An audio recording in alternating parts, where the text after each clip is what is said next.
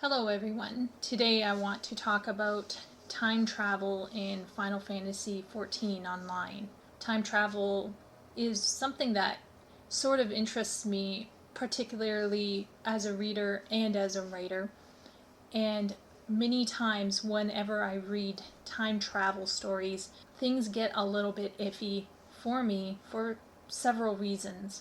The main reason why time travel can get a little strange is because it often isn't explained correctly, or too many plot holes start to proliferate. And if the main energy and the main aesthetics of the story are meh for me to begin with, the added burden of poorly conceived time travel mechanics can be very, very hard. There are many reasons why time travel is difficult. On a certain factual or mechanical level, plot holes can crop up so quickly if you're not keeping on top of it. And on top of that, you start to wonder, why can't time travel happen again? Or why can't it be the fallback answer to any issue that crops up? And many times the way stories deal with why this sort of, shall we say, phenomenon is unrepeatable, that ends up being equally questionable as well. Why can't it happen again? Well, something very arbitrary happens, so now we can't do it again. So there has to be some very, very specific rules and laws and mechanics that keep time travel in control. And many times writers will have to figure out what will work for their world in terms of creating those rules. Another big thing is, what kind of time travel mechanic are you going to support in your story? There are two forms of time travel that we today rely on, generally speaking. There might be alternative approaches, but these two, loops and strings, are the two major ways that a writer can go at time travel. Now, I am not intending to talk here about whether one concept of time is more scientifically accurate than another concept of time. I'm not a scientist. I'm a literature, major. I'm, a person who's really into books. So I can't talk too much about the veracity of one theory over another, but hopefully I can explain in a fairly straightforward, simple, and accurate way how these two time travel theories can work. So the first, most traditional approach that we are familiar with is the concept of linear time, time going in a straight line. And so any time travel that goes forward into the future or into the past is going to basically remain on a single path. There are no alternatives. There's only the one reality. And in this more traditional approach, time travel to the future is not a big deal, but time travel to the past can be filled with challenges, because if you change the past, then you change the future, which is your present. So if you change too much of the past, then basically you will eradicate the potential for yourself living in the future. This is known as the time travel paradox, where you accidentally kill your own grandfather, and therefore you're never born, so then you can never have time traveled, so then you could never have killed your grandfather. You see the loop? It is a bit confusing. But I think most stuff that involves physics tends to be confusing, and physicists are the first people on the planet to admit that their study is incredibly complex. So the traditional linear approach, I think that is probably best represented by Back to the Future, I think, maybe. But there are newer approaches that are relying on a more, I don't know what to call it, but it's known as string theory, and it basically tries to explain how time and multiverses could be related. I'm not super into the science, but essentially in this theory, time splits off every second of every day with alternative choices, but not all of those alternative realities exist, for various scientific reasons. Something to do with the limited energy in the cosmos, but don't quote me on that one. And in this case, time travel to the future really is not a big deal, but time travel to the past doesn't pose a threat necessarily to any single timeline, because if you change something in the past, that simply creates another version of the world that could exist simultaneous to the prime one that you came from. Now, all of this starts to get you thinking, so if I can go back and just change things on the fly, does anything really matter? Like, if I'm facing a massive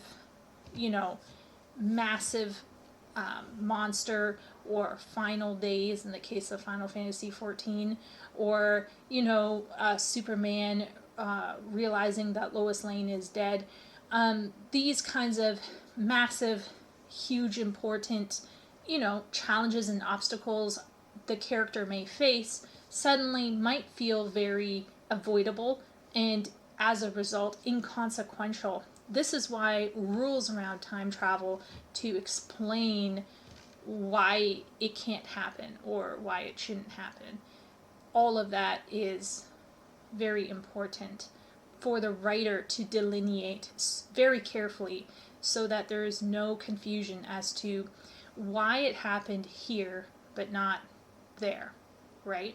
So, like, for example, why didn't Graha just go all the way back to the seventh rejoining? Why didn't he avert the seventh rejoining? Why did they choose to avert the eighth rejoining? All of these kinds of questions can be asked and may be answered, depending on how thoughtful or how detail oriented the writing team is behind a creative work. But that being said, time travel can get very iffy. And as soon as I realized that time travel was happening in Shadowbringers, I started getting a little worried, because there are very few times where I can handle time travel. I love Doctor Who, but I've been disappointed by time travel. I feel like time travel, or even basic time manipulation, can cause a lot of trouble, and I have in the past actually attempted to write time manipulation stories or fan fiction, and they are very hard to keep track of. So when Final Fantasy started going down the path of time travel, I started asking the basic question of, how is this working? And what are we seeing here? And it really came to a head when the Crystal Exarch stated that he expected to basically die once he achieved his goal. And this pointed to the idea that a large portion of the characters were thinking of time as being linear and time travel as being that of a loop. But is that actually how it happened? Well, as it turned out, Crystal Exarch did not disappear, and certain things did not happen. And as I did some more digging, I came to the conclusion that something very different is going on here. Before we start, let's take a little look at the story of Shadowbringers and just review what we know about what happened. So, we have Graha entering the Crystal Tower at the end of A Realm Reborn. And then, at some point in time, in the future, we have a calamity, the 8th Umbral Calamity. This is when we are to have died, and it's after that, 200 years or so, that Graha is woken. And the people who wake Graha up send him back in time and across space to expressly change the timeline, even if his efforts might fail or the effects might not help them. Okay, so we have, instead of the attempt at preserving the timeline, we have a definitive thrust to disrupt the timeline. And that's going to be a problem, because if Graha goes back through time and space to the first, he could cause a time travel paradox. So what does he do? He goes back through time and space to the first, where he summons us. And what happens? Well, we are able to avert the 8th calamity. Now, this is a little problem, because, number one, Graha exists after we avert the calamity. That is to say, the future Graha, who has been 8 times rejoined, by the way, is still with us, even though we averted the 8th calamity that more or less created him. And it should have, technically, in a linear timeline, eradicated the people who woke Graha up in the first place, and therefore Graha should have simply died or evaporated from the timeline. And in fact, we are given to believe that Graha was more or less expecting that. But the NPCs, beloved as they are, do not always understand the full answer to the reality that they are living in. It begins with a very small, unknown short story that is written by the Final Fantasy XIV online team. It is available for free on their website, and I will link it in the description below. It is called The Unpromised Tomorrow. In this small story, very short story, I highly recommend you read it, because we get from the point of view of an engineer who may or may not be a descendant of Biggs. We get from this engineer a story of a team of people finally waking up the keeper of the Crystal Tower, Graha. It is the night before Graha goes back in time, and they have a wonderful intimate talk. And after Graha leaves to go back in time, back through time and space to the first, the team is standing there waiting. They're waiting to die or to evaporate. They're waiting for some kind of change. They don't know what. And guess what? Nothing happens. Nothing. It's actually a rather bittersweet end, because they realize that they will never see the change. If Graha was successful, they would never know it. If Graha failed, they would never know it. It is, like I said, a bittersweet ending, but there's a sweetness to it, because they realize that in the process of putting so much effort into waking up Graha and changing the past, they realize that they have their own capability to change or to handle whatever comes ahead. It's a really beautiful story, and I hope that you trust me and have a read if you have not already gone and read it. Now, the short story, therefore, is suggesting something totally different. The short story appears to suggest there are in fact now 2 timelines, which is more in keeping with string theory. So, in this theory, the Exarch can still exist, as well as the 2 crystal towers, and Graha's memories and intervention can in fact keep intact, because the prime reality is still going forward, while the branch timeline, where Graha intervenes, veers off. Where it veers off is something that I'm not certain about 100%. Maybe you can give me some ideas where the timeline diverted. Did it divert as soon as Graha left the future and landed in the first? That is what I lean towards, but you can let me know where it truly diverts, in your opinion. If I understand this form of time travel theory correctly, there are in fact multiple diversions happening at every moment, but most fizzle out and fade because they're too thin or they don't have enough energy to exist. But the story allows us to believe that there are 2 definitive realities, one in which the 8th calamity happens and one in which it doesn't. And the one in which it happens continues to support the one in which it doesn't. If it was the linear theory with the loop, we would have a problem because Graha and the Exarch shouldn't be hanging around after the eighth calamity was averted.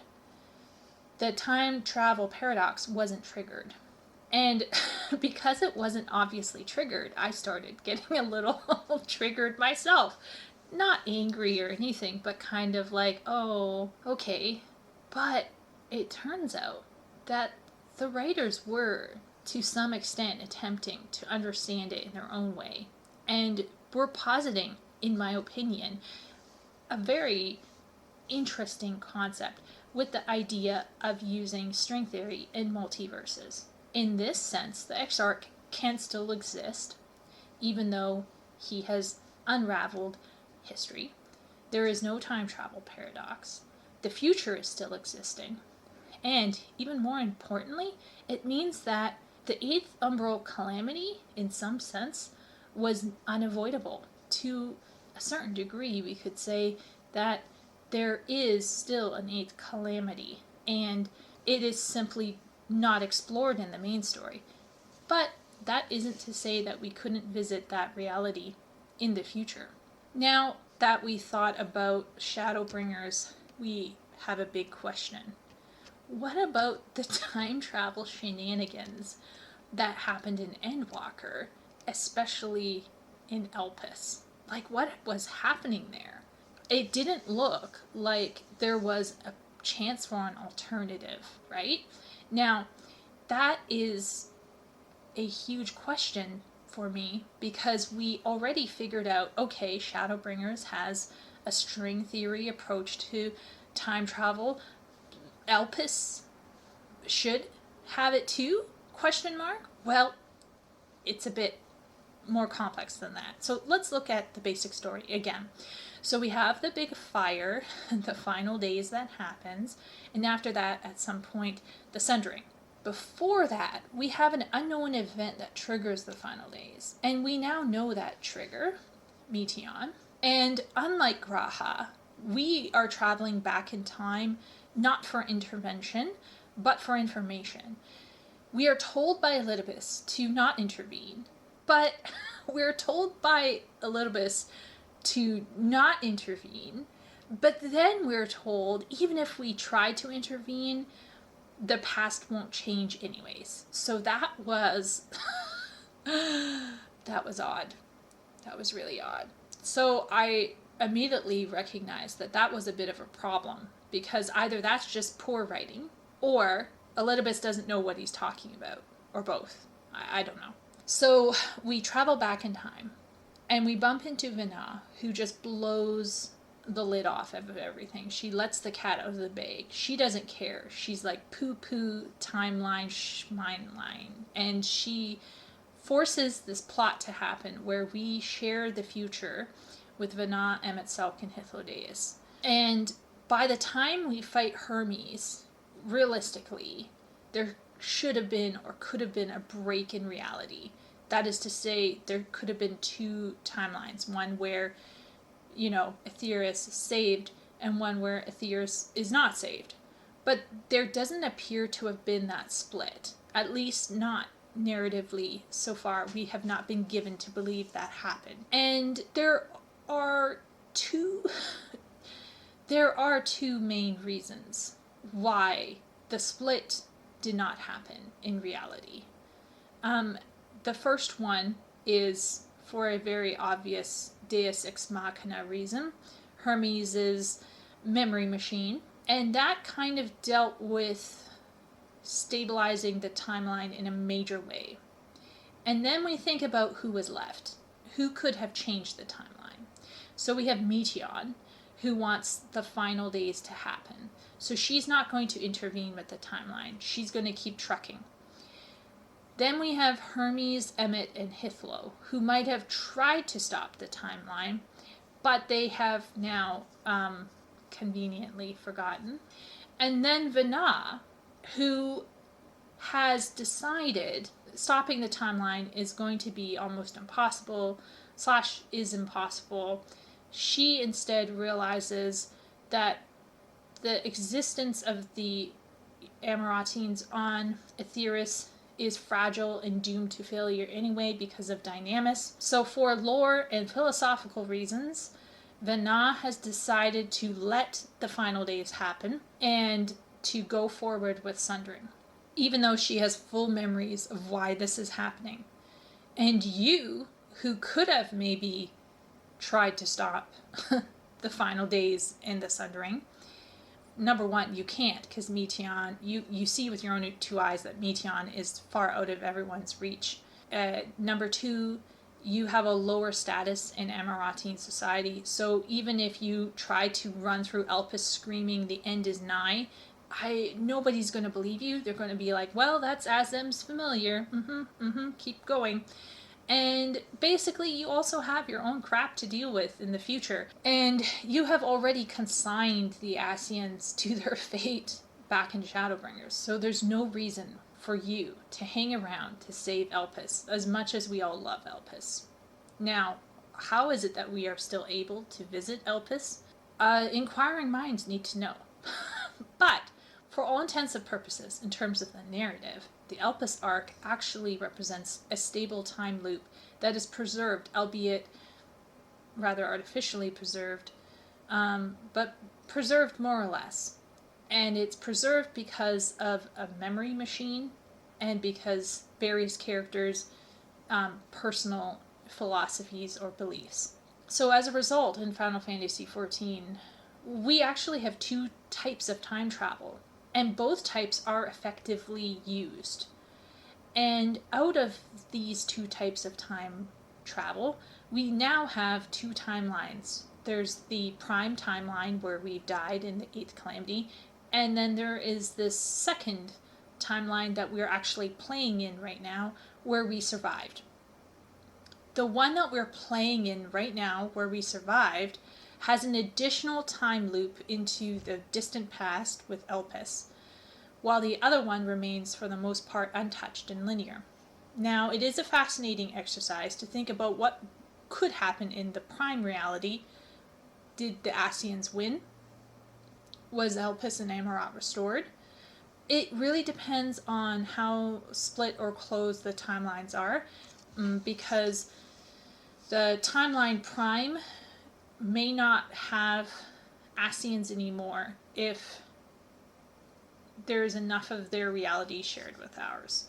So it depends on whether the Ascians survived in the 8th Umbral. Like, if they survived in the prime reality, they could potentially push forward through and reclaim their land. In which case, we could potentially in the future return to Elpis and Amarat as it was, albeit in another reality where the Ascians got everything back. Or not, because as we know, primals are really iffy things to handle, and Zodiark may never be satisfied. So it's a big question marks there. Overall, I want to reiterate, using time travel is really iffy, and the more it happens, the more fragmented the story can get. Not just on a mechanical kind of detailed level to explain the rules and the regulations that surround this time travel, but also in terms of narrative consistency. That being said, I was very impressed by how it was used, mainly because even if there are plot holes that we can spot, like how did the Crystal Exarch place that thing by the Crystal Tower that triggered our summoning in Shadowbringers? But anyway, since the narrative energy and the aesthetics of Final Fantasy XIV are so strong, you can forgive the smaller details and hope that maybe they're explained at a later date or found in a side story. The battle between realism and mechanical necessity in writing with energy and aesthetics of a story is a whole other point of discussion, one that I want to talk about later. But I think this exploration of time travel more or less rests the case that out of all of the time travel stories I've seen, Final Fantasy provides one of the more complex yet explainable and ultimately satisfying experiences I've ever had the joy of playing. So what do you people think about Final Fantasy XIV's time travel? Do you think at some point we might be able to revisit the Prime reality and maybe find out if the Ascians won some kind of Pyrrhic victory in the Prime reality?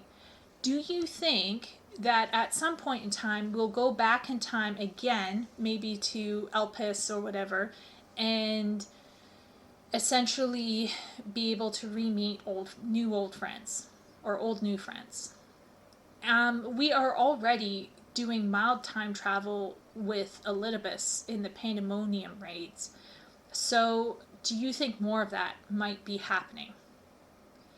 And finally, do you think time travel, as questionable as it can be, is a great way for a character to understand their journey, to explore a new world, to meet new people? Do you think it's something that is viable and can continue going forward in Final Fantasy XIV? For myself, I'm very excited to see what is going to happen next. I am very hopeful. Out of the many writing teams that exist right now working on IPs, I feel like I can trust the game developers and writers for Final Fantasy XIV, so I am giving them a lot of rope with which they can hang themselves, and hopefully we can experience some more exciting stories, time travel or no, in the future. Until then, I'll see you around.